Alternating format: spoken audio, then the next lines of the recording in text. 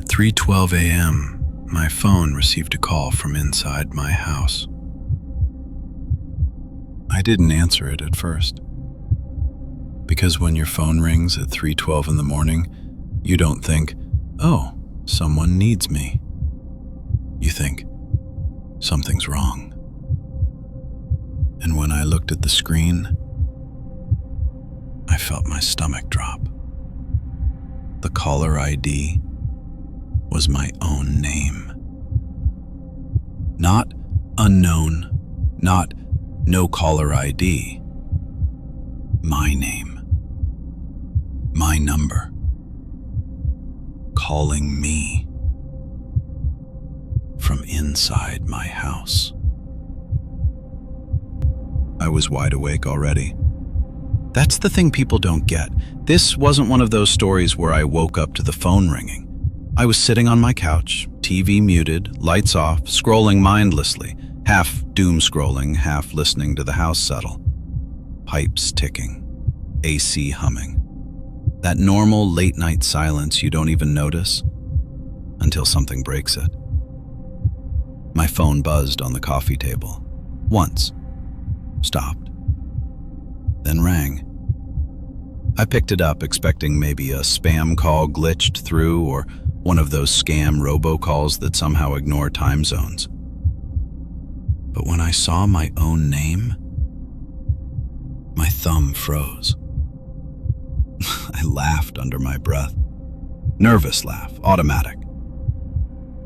"Yeah, okay," I muttered. "Real funny."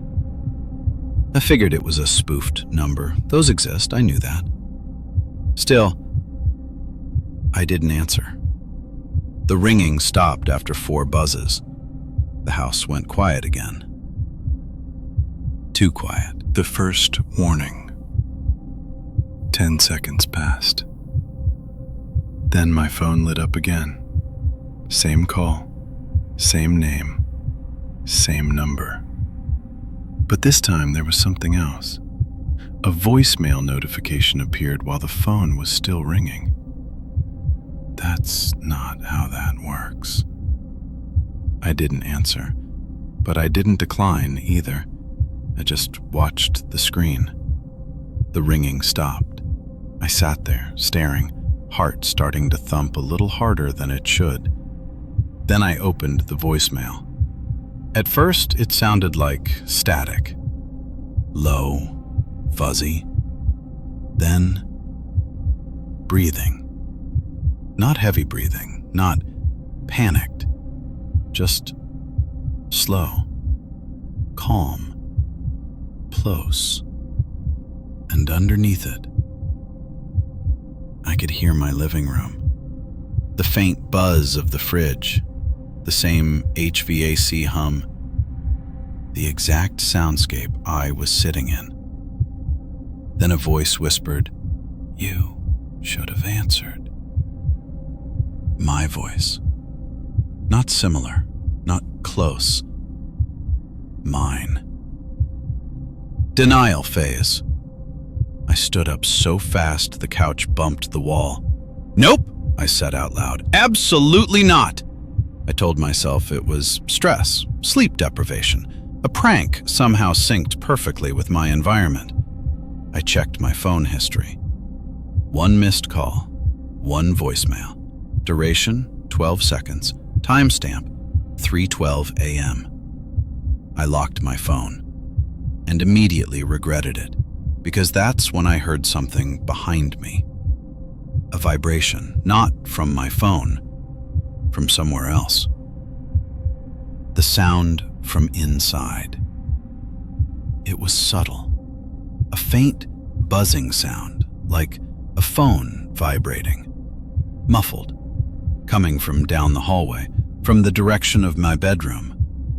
I stood there, frozen, heart pounding like it wanted out of my chest. I live alone. No roommates, no pets. I slowly walked toward the hallway, every step feeling stupid, like I was actively making the worst decision possible. The buzzing stopped. Silence again. I reached my bedroom door and pushed it open. Empty. Bed untouched. Closet closed. Then I heard it again. Buzz. Short. Coming from the closet. The second phone. I didn't keep a second phone. I never had. But the sound was unmistakable.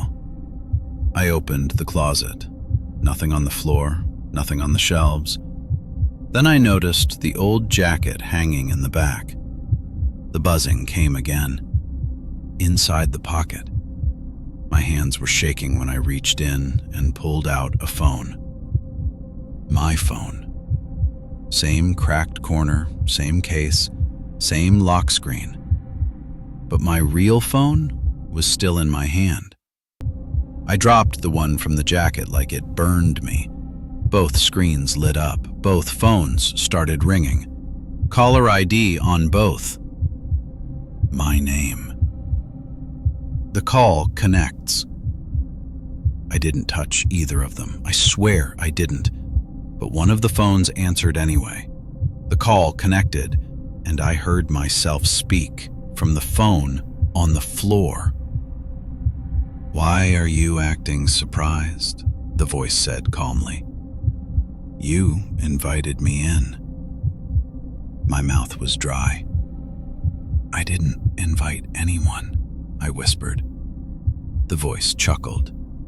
"That's what you always say." I backed out of the bedroom, eyes never leaving the phone. "Where are you?" I asked. A pause, then, "I'm right where you left me." The lights in the hallway flickered, and suddenly, I remembered something. A night, weeks ago, same couch, same silence, me talking to myself out loud, venting, spiraling, saying things like, "I wish I could just split in two. I need someone else to handle this." I laughed back then. I didn't mean it.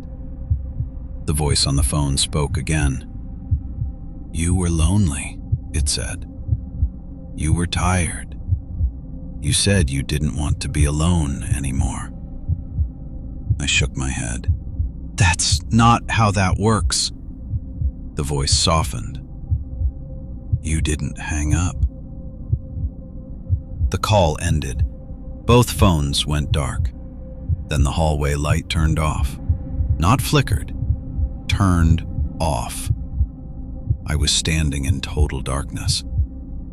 Then I heard footsteps. Slow. Bare feet on hardwood, coming from the bedroom. Toward me. My phone buzzed again in my hand. New call. Caller ID?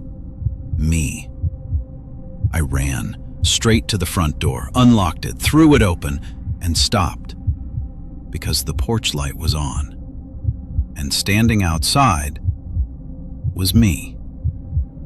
Same clothes, same expression, holding a phone to my ear. He smiled and said, "Too late. I already switched places."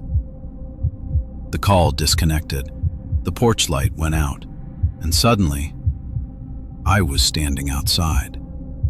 Barefoot, cold concrete under my feet. Front door closed. Locked. I banged on it, no answer. From inside, I heard a phone ring, and someone else hesitate to pick it up.